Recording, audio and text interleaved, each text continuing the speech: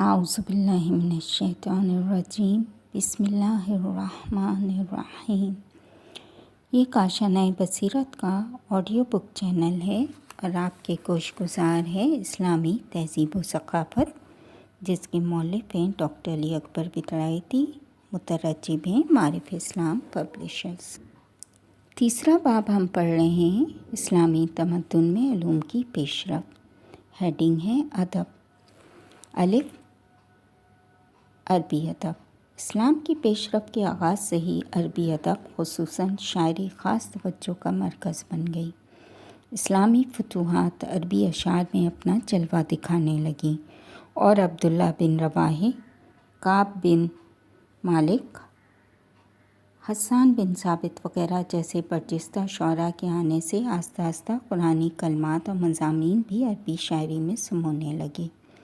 حسان بن ثابت نے پیغمبر اکرم اور ان کے صحابہ کی 10 سال تک مدح و ستائش میں قصائد کہے اور انہوں نے رسول اکرم کی وفات پہ مرثیہ سرائی بھی کی۔ قرآن مجید کے بعد اولین اسلامی منشور آثار احادیث نبوی ہیں کہ جن کی نثر رواں اور سادہ ہے۔ خطبات میں حجت الوداع سے امیر المومنین کے گوہر بار اقوال تک مسجع و مقنع اور خوبصورت لفاظی سے بھرپور نثر ملتی ہے۔ خطوط اور عہد نامے وغیرہ جن میں سیاسی اور اجتماعی موضوعات پائے جاتے ہیں کو دینی متون کی حیثیت حاصل ہے۔ پہلی صدی ہجری میں عربی نثر مذکورہ موضوعات تک ہی محدود رہی ہے۔ کمیت کے عموماً شیعی اور خاص طور پہ اشعار ہاشمیات ایک پائیدار مکتب کی شکل میں آ گئے اور روز بروز روحانی رنگ ان پر بڑھنے لگا۔ اس کے اہم ترین دینی اشعار 4 قصیدے ہیں جو کہ ہاشمیات کے نام سے شہرت پا گئے۔ زمانے کے گزرنے کے ساتھ ساتھ عربی ادبیات نے زیادہ سے زیادہ اسلامی تہذیب کو اپنے اندر جذب کیا۔ اس طرح کے بہت کم ہی کوئی خطبہ یا تحریر مل سکے گی کہ جس کا آغاز قرآنی مناجات اور پیغمبر اکرم کی مدح سے نہ ہو۔ اس طرح اخلاقی اقدار کے متعلق زمانہ جاہلیت کے بہت سے کلمات نے بتدریج اپنے مفاہیم بدل لیے اور کلمات مثلاً شجاعت، وفا، صداقت، صبر، ثقافت وغیرہ قیمتی معنوی کلمات میں تبدیل ہو گئے۔ بنی امیہ کے زمانے میں سیاسی وجوہات کی بنا پہ شعر اور شاعری کا توجہ کا مرکز قرار پائی۔ انہوں نے کوشش کی کہ اشعار کے ذریعے لوگوں کو اپنی طرف جذب کریں یا بعزم خواہش انعام اور صلہ دے کے لوگوں کی زبان تنقید بند کریں، لہٰذا اس دور میں شاعری حاکموں کی توجہ کا مرکز بنی۔ اس سے ان کا ہدف اپنے مخالف اور رقیبوں اہل بیت پیغمبر سے مقابلہ کرنا تھا۔ بنی امیہ یعنی اچھی طرح جانتے تھے کہ لوگ خلافت کو اہل بیت کا حق سمجھتے ہیں اور انہیں غاصب شمار کرتے ہیں، اسی لیے عمومی حکمرانوں کی شعراء حضرات کے سامنے بہت زیادہ مال و دولت لٹانے کے باوجود یہ لوگ اکثر و بیشتر حق ہی بیان کرتے تھے۔ اموی دور کے برجستہ شاعروں میں سے فرزوق، اختلی، جریر قابل ذکر ہیں۔ عباسیوں کے خلافت پہ قابض ہونے سے شاعروں کو کچھ معمولی سی آزادی حاصل ہوئی تو شیعہ شعراء اپنے عقائد و نظریات اہل بیت کی مدح کے ساتھ بیان کرنے لگے۔ ان افراد میں سے سعید حمیری اور وابل کا نام قابل ذکر ہے۔ اس طرح عباسی مشہور شاعر ابو العتاہیہ تھے۔ دینی اشعار کا موضوع کہ جسے شریف رضی نے عروج پہ پہنچایا ماہیار دیلمی کے ذریعے جاری رہا۔ ماہیار دیلمی ایک زرتشتی شخص تھے۔ انہوں نے اسلام قبول کیا اور کوشش کی کہ ایرانی قومیت کی طرف اپنے واضح رجحانات کو اہل بیت کی دوستی کے ساتھ مخلوط کرے۔ کلی طور پہ ہم کہیں گے کہ عربی اشعار اگرچہ اسلامی ادوار میں مختلف نشیب و فراز میں گزرتے رہے اور برجستہ شعراء کی تربیت ہوئی، لیکن یہ گمان نہیں کرنا چاہیے کہ ان تمام اشعار کے مضامین فقط دینی تھے، بلکہ عربی شعراء نے مختلف میدانوں میں طبع آزمائی کی، جیسے ابو نواس نے تربیہ شاعری میں، ابوالحتایا نے زہد و حکمت میں، بشار بن برو نے ہجو اور بہتری نے مدح سرائی میں اشعار کہے۔ اسی طرح نثر بھی شعر کی مانند مختلف ادوار سے گزری۔ بعض ادوار میں گوناگو وجوہات کی بنا پہ عظیم مصنفین نے پرورش پائی، جبکہ بعض دیگر ادوار میں ایسی ترقی دیکھنے میں نہ آئی۔ عرب کے مصنفین میں ابن مقنع ادبیات عرب کا درخشاں ترین چہرہ ہے، یہاں تک کہ انہیں نثر تازی یعنی کہ عربی کا خالق کہا جانے لگا، اگرچہ ان کے اثار یا کم سے کم موجود اثار فقط وہی کتابیں ہیں جو کہ پہلوی زبان سے ترجمہ ہوئیں۔ عربی ادب میں دیگر اہم اور معروف شخصیات میں ابن قنہیبہ تنوری، ابو عثمان عمرو بن بحر جافظ، ابوالعباس محمد بن یزید مبرو، قدامتہ بن جعفر، ابوالفرج اصفہانی اور ابو منصور ثعلبی قابل ذکر ہیں۔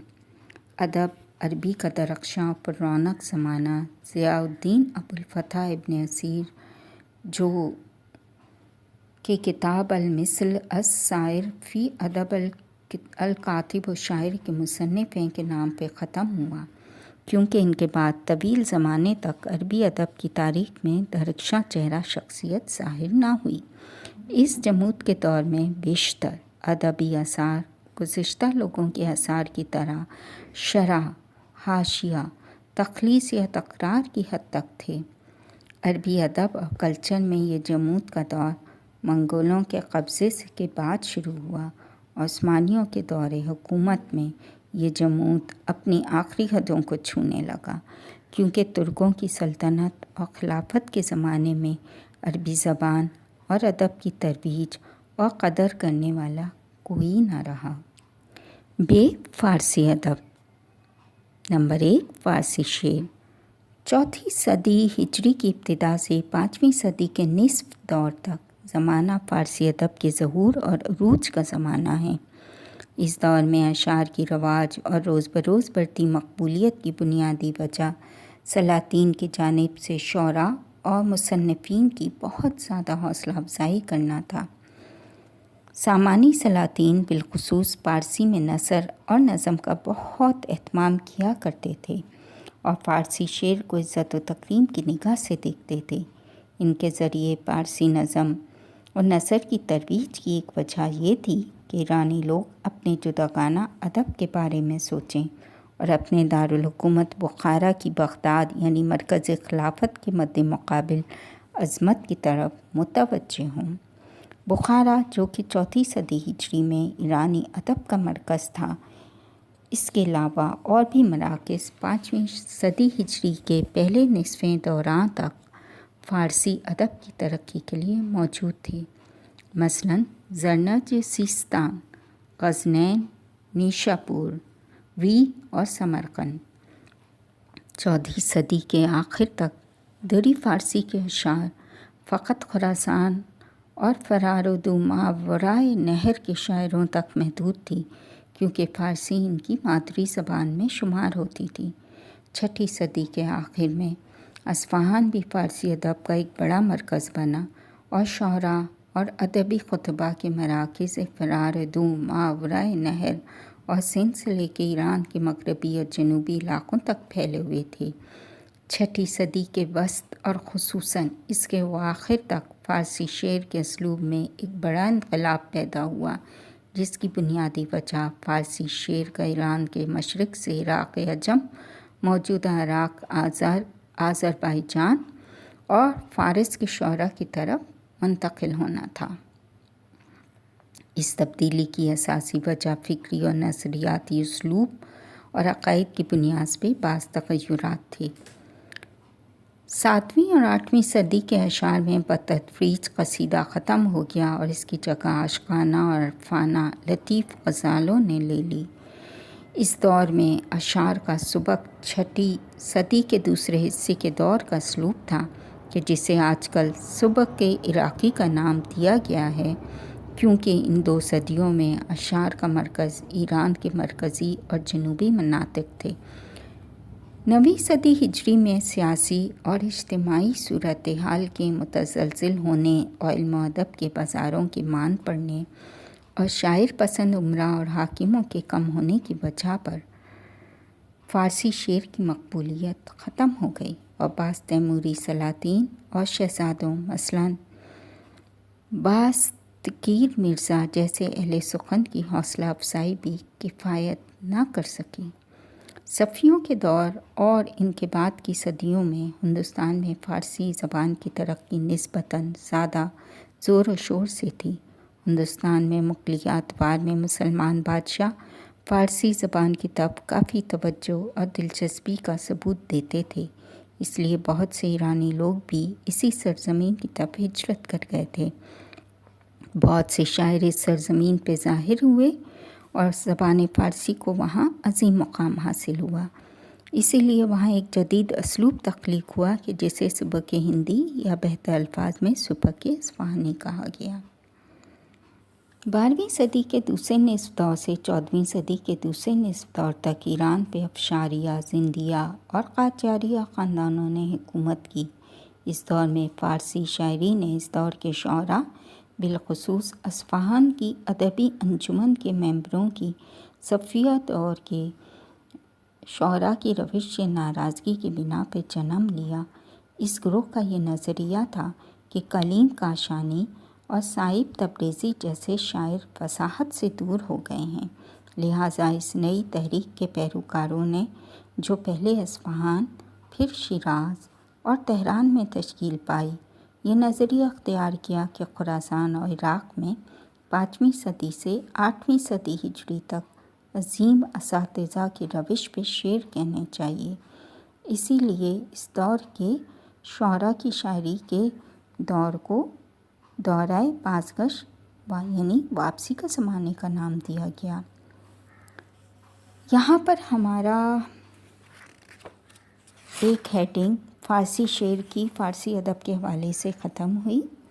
صفحہ نمبر 87 تک ہم نے آپ کی گوش گزار کیا۔ انشاءاللہ اگلی ہیڈنگ فارسی نثر کی ہوگی۔